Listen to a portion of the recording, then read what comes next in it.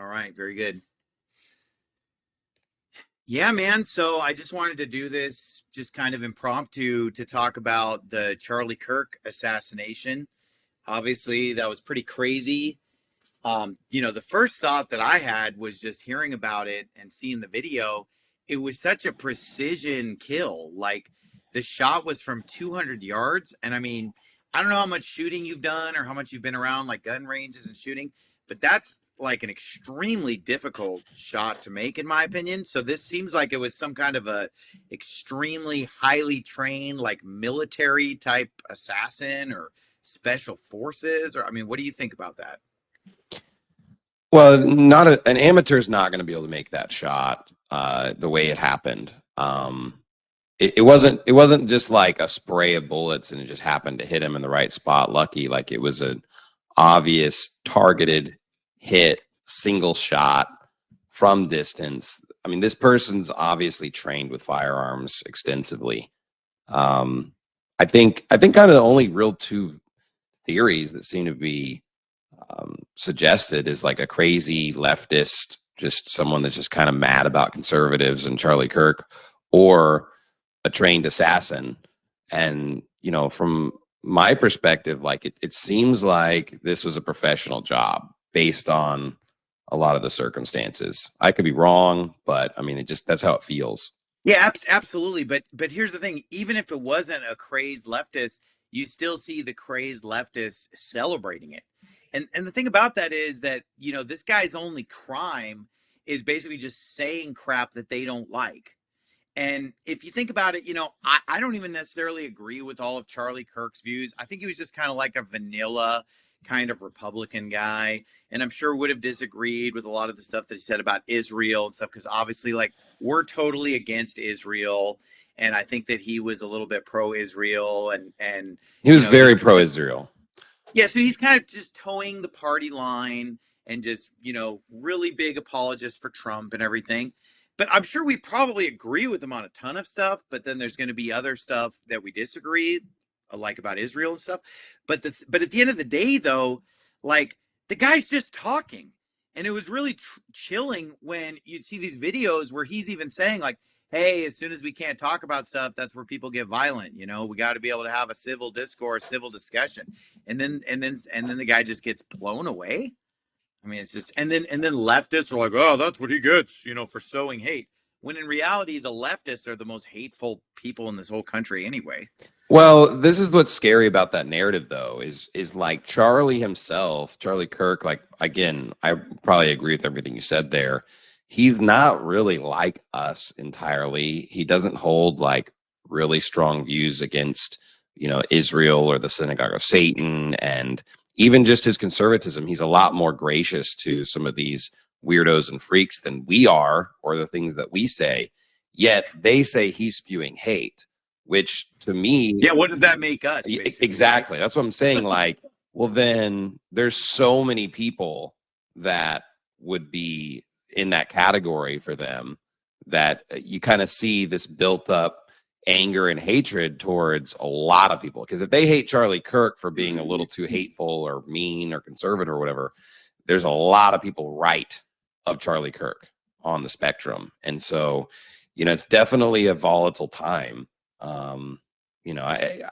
It's hard to say, though. Again, I don't really like the leftists. I don't like these crazy people. I think there's a lot of tranny shootings, but I don't know if a ton of them would actually do this. So I don't know if this is really just a lot of rhetoric online, a lot of keyboard warriors, and this is kind of a Mossad, agent or professional or something, or if it's real, like these leftists really do want to just get extremely violent.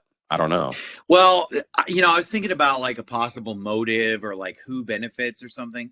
And, a couple things I was thinking about is that one possible motive is just to silence conservative speech, because it's like, hey, if you speak out, if you're controversial, if you get up and speak your mind about these wicked leftist perverted things and all the tranny faggot crap that's going on in our country, like that you're next or something, to try to like scare people into not speaking out. Because if this is what they'll do to Charlie Kirk, who's a pretty chill guy, like how much more are they going to go after, people like us, or like to try to scare people like us or scare other possible voices. Otherwise, if it was some kind of a foreign government thing, maybe just it's just some kind of a destabilization, or I don't know, man. I mean, there's a lot of speculation. I think Charlie Kirk, obviously going to college campuses specifically, is dangerous for, bad ideologies and just alerting the youth towards politics, conservatism, truth. And even if he wasn't exactly like us, I mean, his enemies would label him being like us, kind of Right. championing salvation by faith, being a Christian, being conservative, being against the homosexual agenda, just kind of like they would lump us in the same categories. And I think that, these college events get a lot of virality online. Like they explode, like sometimes they have these cool interactions or these funny interactions.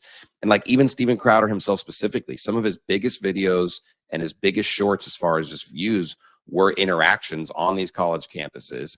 Well, you literally did it yourself. Didn't you literally go to college campuses and like set up a table and film interactions and do like the same thing? Yeah, I've done it at TCU. I've done it at UT, and I've kind of wanted to do more of it. But, obviously this is kind of like you said, it's a chilling effect. It's kind of like, do we really want to engage in these environments if they're going to be that, hostile or dangerous or whatever? But I think it's just really the sad. college campuses are important.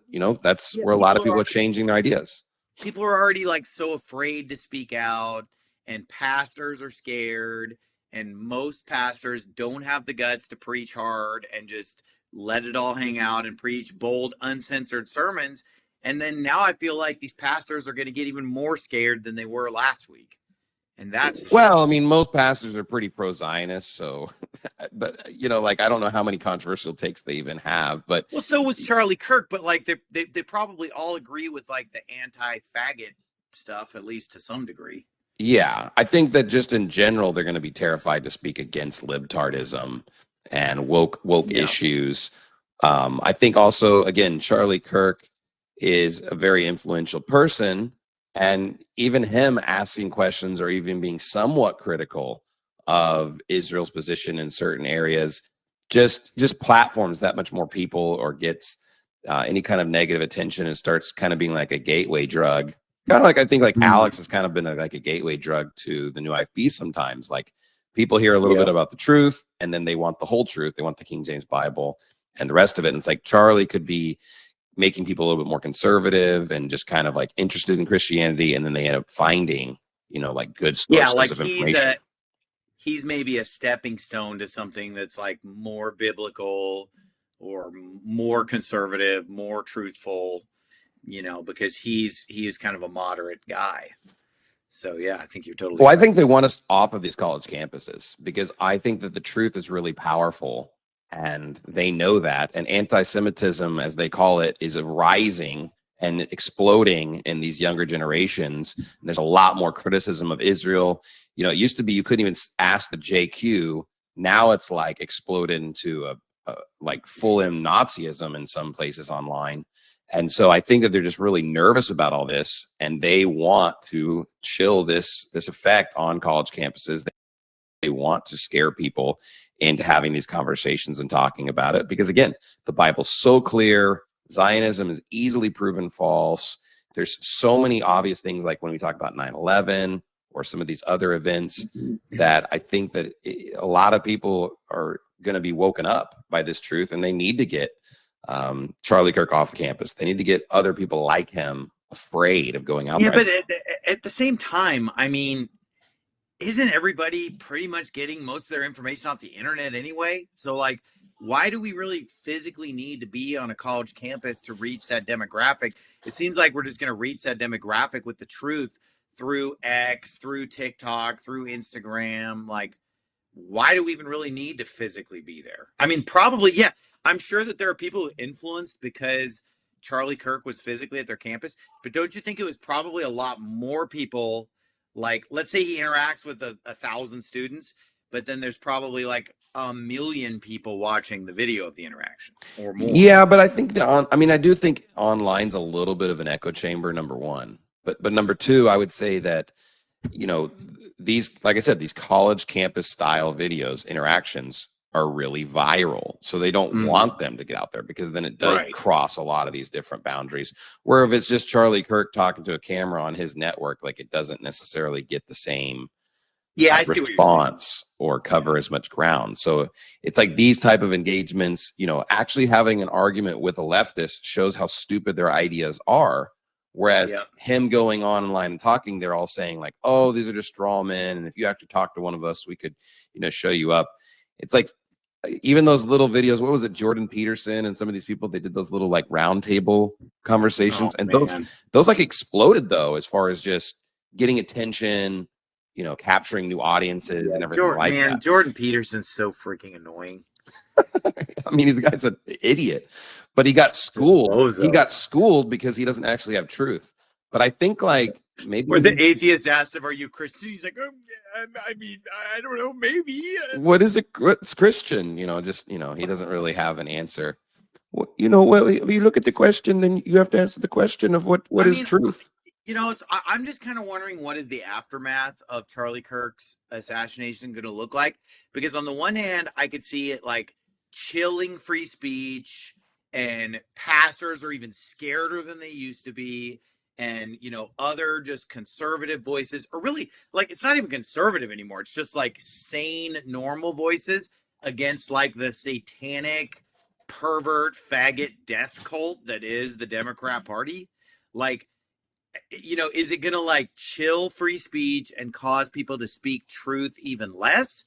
Or is this just going to get people just so much more fired up than they've ever been, to where, you know, it's like, it's actually going to just cause the truth to go even further, and maybe even, you know, drive more people to like seek truth and you know, just be sick of the weird, sick leftist demon agenda. Well, I think that's on the table. I don't even think that it's necessarily established yet. I think if leaders step up and if a lot of people show bravery, then we could encourage more people to speak out. I think if some of the bigger names or leaders just kind of cower and hide and don't keep talking about the truth, then it could have a chilling effect. I think the response is probably going to dictate that. And you know, I think a lot of people are fired up about the Charlie Kirk thing, because I think a lot of people have been mad for a while. Some people are curious, is this even part of the goal? Is the agenda just to get people mad and start having Republicans retaliate, or having conservatives retaliate? A destabilization type of thing or something. I mean, there's a lot of agendas at play here. You know, I think, and again, I've heard a lot of mixed emotions from all sides. You know, I've even heard some people thinking like, oh, I think Charlie Kirk deserved it because he's a Zionist. And that's even coming from conservative people. And I'm just thinking like, well, number one, like, it's still just murder. Like, because bro said stuff. He got shot for speaking. So even if he said stuff that we don't like, you know, do we believe that people should be killed for what they say? No, we believe in the First Amendment, even if they say stupid stuff. Right. But I mean, like, I have personal family members, friends that are like the most hardcore Zionist people I've ever met. And if they died, I wouldn't think like, oh man, well, they just deserved it because they're a Zionist or something. Obviously. Like, I mean, how many old IFB preachers that love the Lord and try to do a good job are these just confused on that particular issue? And I'm not even saying that Charlie Kirk was necessarily not complicit in some bad foreign policy. So do you know if he was saved?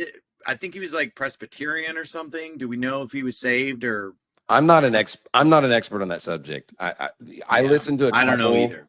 Couple videos of his, and like, he just kind of gave a lot of just generic statements like, you know, you got to accept him as your Lord, you got to give him your life. But you know, when push comes to shove, like, someone and him were arguing about baptism, and he said like, I don't think you have to be baptized to be saved. And he said like, once you're, it seemed like he was espousing at least that once you're saved, you're saved forever, that it's a free gift. He said a lot of like buzzwords that were good too. So, you know, it's hard to say, but there's a good chance that he was saved. I would lean towards he's probably saved and just kind of screwed up on a lot of issues. But I mean, you know, I don't know. There's no way to really know, obviously. But I think that if I had knocked on his door and I said, do you think salvation is by faith or works? He would have said faith. And I think if I had said, do you believe in eternal security? He probably would have said yes. So I was looking at the Charlie Kirk shooting, the assassination. I wouldn't even call it a shooting. I call it a calculated, precise assassination. So I was in the Marine Corps, right? And that shot was 200 yards away from his podium, okay? And the thing about that, it was shooting someone like that. Usually everyone goes center mass. That was not center mass. That was aimed at his head from 200 yards. That's a calculated, perfect shot. How he was shot in the jugular, instantly died, lost all of his blood pressure within 15 seconds. I don't think a crazy Democrat leftist or a tranny could do that. I think that was a highly trained operative. And I'll get to that in a minute. I think it was a Mossad operative because 48 hours before Charlie Kirk died, he started criticizing Israel. And I found out about this because, I was really like questioning why did this happen, right? And I've always been against Charlie or Kirk because, he was a Zionist, right? And I'm totally against that. But then he Right. started questioning Israel with Ben Shapiro, and then he started talking about left-wing Jews that fund BLM, LGBTQ, and these NGO organizations that flood European nations with immigrants. And it makes you wonder.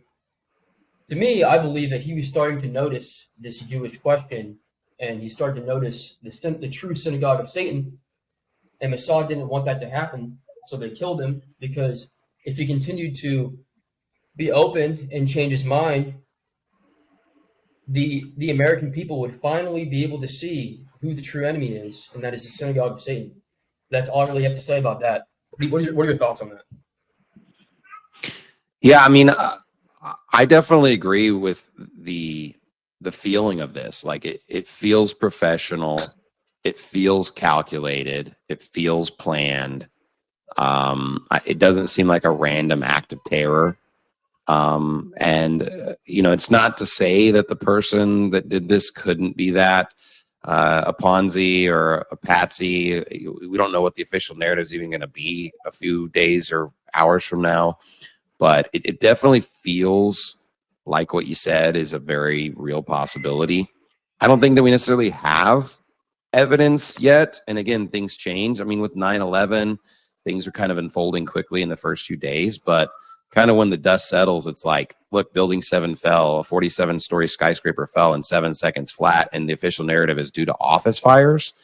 It's like, okay, obviously this is wrong. Oh, you found passports, but you couldn't find any of the Yeah, plane. You couldn't find the black boxes. It's like, those kind of things start to get weird. And so, I think with this narrative, like it'll probably become real clear, what's kind of going on as we get more information. But I definitely think that what you're saying has some validity.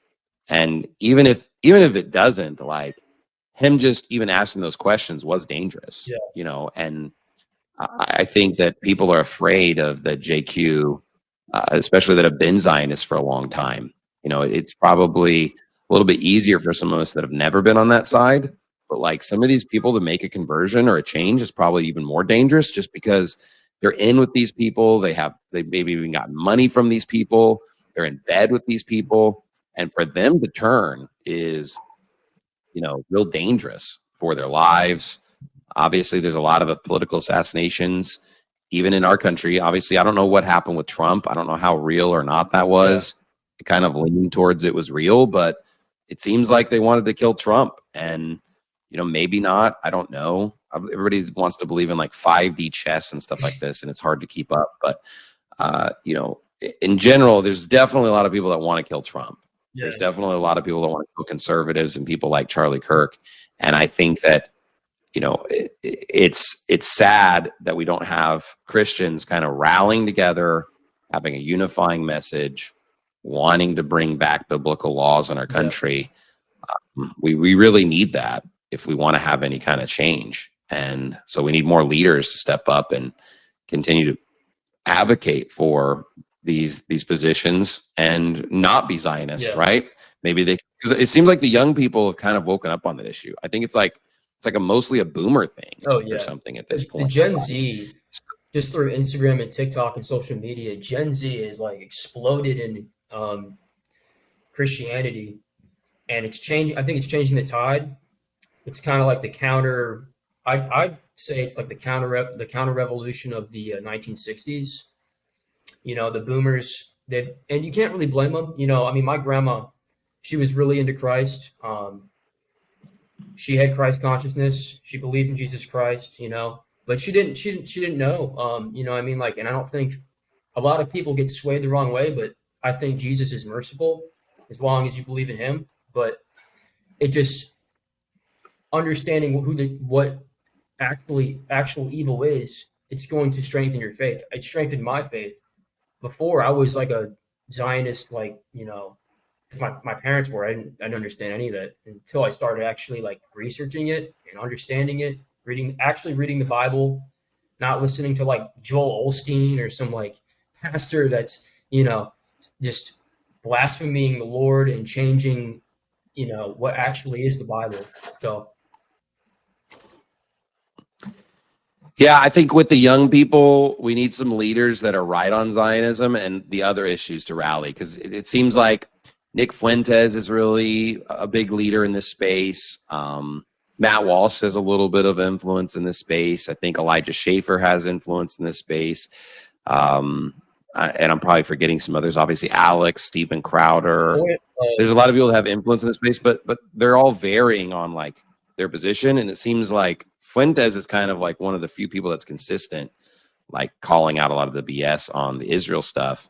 And I think because so many people are awake, they're looking for leadership, and we need to give them that. We need to give them an alternative that is going to be right and kind of balance some of these issues. Because with Charlie, like, I like his views on America, Constitution, government, even kind of Christianity, but he's super wrong on Zionism. And then it's like you take someone like Nick Fuentes, and it's like, well, he's kind of right on some of this Zionism stuff, but he's a Catholic, and I don't really necessarily agree with a lot of his political views either. So, kind of bridging those gaps and presenting a fundamental Baptist alternative, the Baptist bias. That's why I have the show, the Baptist bias. It's like, hey, we want to engage in this political discussion, but with our worldview. So no, I appreciate your comments. Yeah, I'd like to add another thing too, is I think that, I go to a lot of different liturgies and,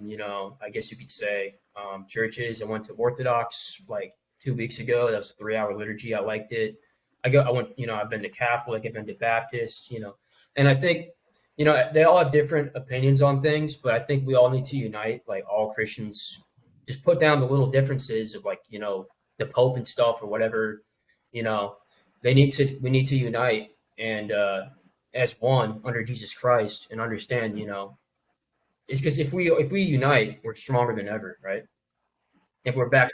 Well, I want people to unite with the Baptist bias. I'm not going to necessarily be able to unite with Catholics and Episcopalians and all that, because they just have a different form of salvation. But if evangelicals and Christians want to bring back a more Protestant Christianity that founded this nation, I'm all for it. But I can't become so ecumenical that I'm just like trying to bring in Catholicism, because Protestant Christianity exists as an escape from the Catholic Church. So I can't forget our history, but at the same time, like, I get that Catholics, like, I love Catholic people. Like, there's a lot of Catholic people that I love, and I try to get them saved, and I want to, win them over.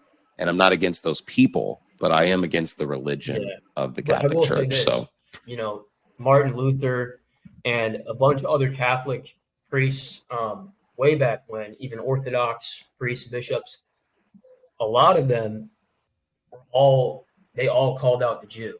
Like, and so if we can unite on that, I think that's the best option in this. Yeah, they all hated Islam too, but I mean, a broken clock is right twice a day. That doesn't make it something I want to unite with. So, I get it, but at the end of the day, like, and there are bigger enemies out there. Like, the Catholic is not my biggest enemy, so I'm not trying to like attack him, but I'm just, at the end of the day, like, I don't want to create a Catholic hate. I got you. So thanks for your comments. I'm gonna probably have to wrap up. I think Pastor Anderson, he got tied away. He's not gonna come back, but I'm gonna go to Polvo for a second. If you have a quick comment or a question. Yes, sir. Can you hear me? Yep. Okay. Yes, I just had a quick comment because with this assassination, it kind of seems to me like it's kind of leans more spiritually towards like Paul, that he would. I'm with you on the fact that you can do a better job evangelizing people one on one, but Paul went out to the Gentiles and he became a Gentile to win the Gentiles. He became a Jew to win the Jews. So it kind of spiritually kind of feels to me like Mr. Kirk was already getting to where he was exposing the gospel to these people, and maybe they were afraid that something would happen like the day of Pentecost, where 3,000 people believed at one time. So I think it might have something to do with that. It's just my opinion. Well, the Jews definitely hate Jesus and they hate Christianity, and Charlie Kirk definitely was an open Christian and advocated for Jesus Christ. So he's going to be hated for that reason for sure. And Thanks for your comment. and one more thing, just and I believe that in order for him to have the boldness to speak in front of so many people that would hate him, requires the boldness of the Holy Spirit, in my opinion. But I appreciate you. Yep. Thanks for your comments. It looks like we have 2 more hands up. I'll try to get you quickly. Significo, did you have a quick comment or question? Yeah, hey, can you hear me? Hey, Yep. thanks for what you and Pastor Anderson do. I'll try to be quick since you're wrapping up. At what age and in what manner do you recommend introducing to your young children the concepts of race realism, especially as it relates to safety? And to put it kindly, like who and how to avoid, and just again in the interest of safety. I mean, I don't have an exact answer on that. I think that in general, like I'm not really trying to warn my kids about races. To me, it's more like people that are dressed a certain way, looked a certain way, acting a certain way. Because I mean, we go to church with people that are literally every shape, size, and color. And I don't want my kids to think like the nice black lady at church is a scary, evil villain or something. And like the white guy in church is this nice, kind guy, because there could be a horrible pedophile sneak into a church that's white, and there can be like super nice people that are black. Like to me, it's like you go out into the world and you see a bunch of people dressed like thugs with tattoos that have their pants hanging down. To me, it wouldn't matter if they were Hispanic, white, Asian, or black. I would say those people look dangerous and you should probably avoid them. So like my opinion is that I don't think that I need to necessarily train my kids to just like have racial profiling or something like that. But at the end of the day, obviously certain demographics tend to dress a certain way, act a certain way, talk a certain way, behave a certain way. And I think that when you identify those characteristics, those are probably more important than just some kind of like a racial profiling idea. As far as what age, again, like I feel like I'm making most of the decisions for my kids right now.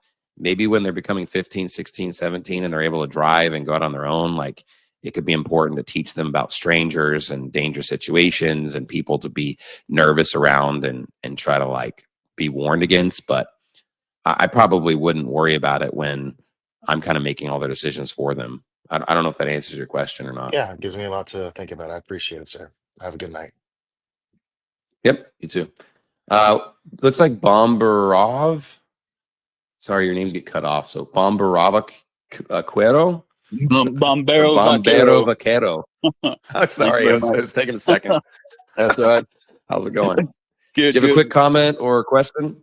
Yeah, two quick comments on Charlie Kirk's salvation. I myself was trying to figure out if he was saved, and I was watching some old videos of his today. And in one video, he did very clearly say that he only read from the King James Bible. So that's a good fact. And then in another video I watched of his, he did very clearly say also that once you are born again of the Holy Spirit, you are at that moment guaranteed of your salvation, and there's nothing you can do on your own. So I think it's safe to give him the benefit of the doubt that he's in heaven. So that's all I had. Well, thanks for those statements. I feel like I've heard similar things too. So, it sounded like he was probably saved if he believes what he was saying. I didn't really see anything too contrary to that. Obviously, a couple people pointed out like maybe he was friends with or liked some heretics and stuff like that. But you know, a lot of these political people, they give people the benefit of the doubt. They don't know what everybody believes. They're not necessarily like hypercritical. So, you know, I'm not going to hold that against him if he promoted, you know, somebody occasionally or was friends with someone that was a bad person. Obviously, the kings of Israel and kings of Judah are constantly promoting and friends with bad people, and I don't think that stops them from being saved. So, you know, I definitely empathize with his family, his wife, his children. It's really sad to see him being assassinated. I wish that he was still here and we could have tried to engage with him and try to win him over on the Zionist issue.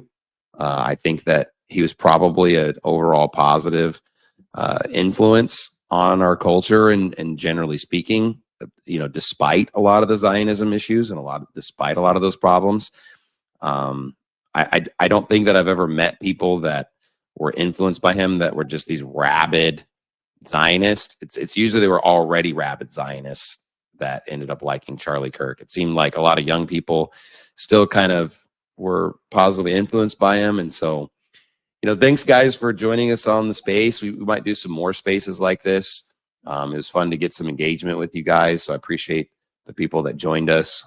And I know that you probably also want to talk with Pastor Anderson. Hopefully next time we do this, he can stay engaged in the conversation for a longer period of time.